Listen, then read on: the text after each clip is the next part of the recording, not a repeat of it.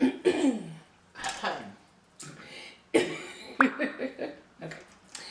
Hi, boys and girls. Hi, guys. Pastor Holly and Sam here. Again, Sam's looking very scholarly again today. Studious, Holly. It's called studious. Studious. Are you ready to tackle some more of the boys and girls questions? I'm ready, Holly. All right, we've got a few more good ones. Oh, I love a good doozy. All right, Last week's were real doozies. They were a lot to think about, wasn't it? Sure was. All right, well, our first question, it's for you, Sam. For me? It's for you. Oh my gosh. It's for Owen, age 7. I know him. You know Owen. I know him. What do you know about Owen? I know that he has a brother Yes. and 2 sisters. 2 sisters, you're right. Yep. Well, he's age 7, and his question is, how do you maintain your oh so lovely mustache during this time? My mustache? Yes. All the questions in the world, and he wants to know about my mustache. Wondering minds want to know, how do you keep it looking so good? Well, Owen, a whole lot of glue just keeps it in place, lickety-split. Yeah, All right. no fuss, no muss. No muss for the mustache. Oh, Ollie. Oh, Sam. All right, here is a question from Kian. I know him.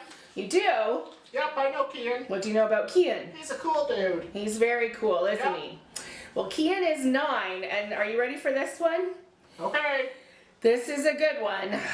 The question is, where is Jesus going to go when he returns? Like, will he go where he was last time, or will he come to Peterborough? Well, I sure hope he comes to my house. You hope he comes to your house? Yeah.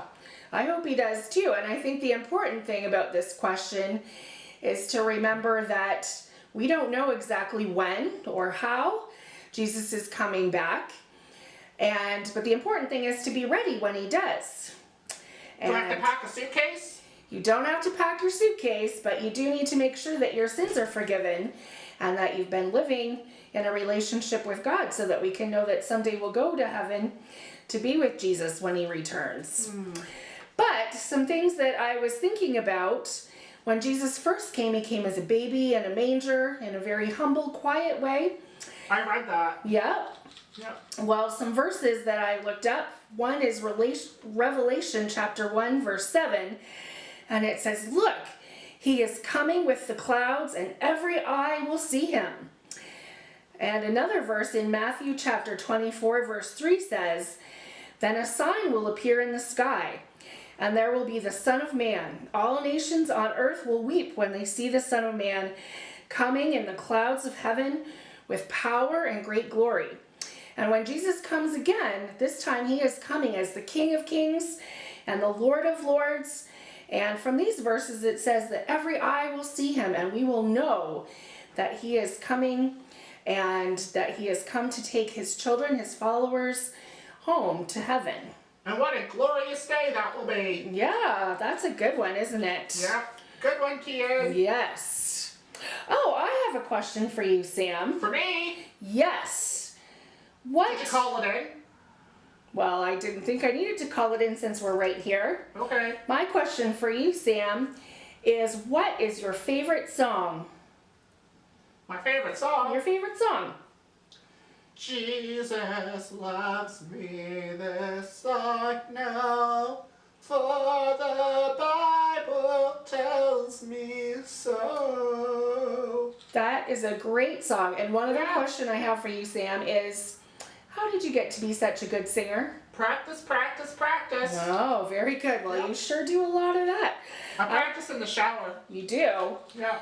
Maybe that's what helps to keep your mustache looking so good, too. I kind of thought your favorite song was going to be Up from the Grave He Arose. Holly, Yes, Sam? you're a little flat. Okay, clearly I need to practice some more. I'll teach you. All right. Oh, here is another question. And this is from Ethan, age 9. I know him. You do? Yep, he Yeah. plays hockey. He does. And did you have a play date with his sister Alicia and Lady Deluxe Shaversham I this did. week? It was so much fun. Yes, it was lots of fun, wasn't it? Yeah, she did cartwheels. Yes, she was pretty amazing, and her younger sister, I think, was trying to do them too. All right, well, Ethan's question is, how many words are in the Bible? I know. 5,871. Well, that is a good guess. My short answer would be, it depends. What? It depends on what translation of the Bible that you're reading. So there's a lot of different translations, isn't there? There's the King James, there's the NIV, there's the Contemporary English Version, there's the New American Standard Bible, the New Living Translation. There's a lot of different Bibles. And depending on the translation, depends on how many words. But, for example, the King James Bible has 783,137 words. Yep, I was close. Yeah, pretty close by just a few 100,000. So, did you know that if you were to type, well, you couldn't type because you don't have any hands, Yeah, but right, if yeah. you were to type 60 words a minute, it would take 217 and a half hours to retype the entire Bible. That's a long time, Holly. That is a long time. Here's a math problem for the boys and girls doing their schoolwork at home. How many days would it take to retype the Bible at that rate? Figure it out, boys and girls. All right, but the NIV Bible that we use a lot in our church has 727,969 words. So not quite as many as the King James Bible has, right?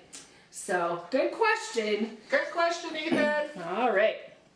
Good job, dude. Well, here's another question for you, Sam.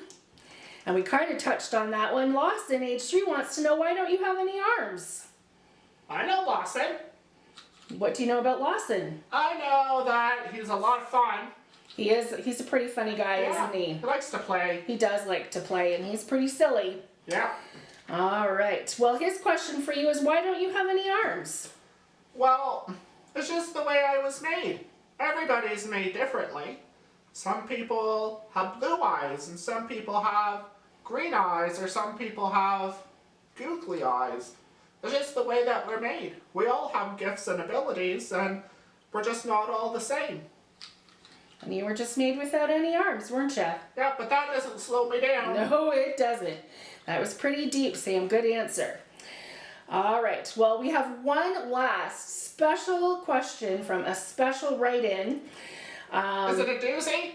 It is a doozy, and this one is for you, Sam. For me? It's for you. Oh, I hope I can get it. Our question is from Pastor Lloyd Eyre. I know him. You do? What do you know about him? He's a cool dude. He's a very cool dude, isn't he? Yeah. Well, Pastor Eyre wanted to know, how many angels can dance on the head of a pin?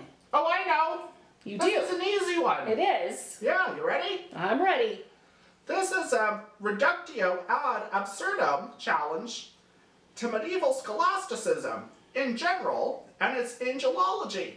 Such a question would be used by the likes of Thomas Aquinas when discussing religious controversies, that certain details are irrelevant and unimportant. So basically, what it's saying is that some really old guy's way of saying it's not important, don't worry about it.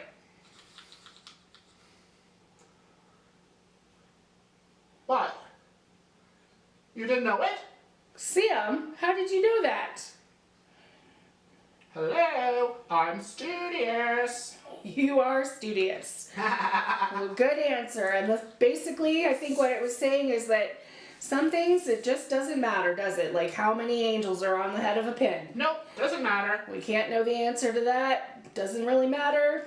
Oh, well, I'm very impressed with that answer, Sam. Thanks, Holly. All right, well, I think that's all of our questions. It's been fun answering them, hasn't it? That's been a lot. It's been a lot of fun. It has been. We've learned a lot too, haven't we? Sure have. All right, well, let's say goodbye to the boys and girls. And thanks for all the questions, everybody. Have a good day. Bye, guys. Bye. See ya. Those were good questions, Holly. Good answer, Sam. Thanks, dude.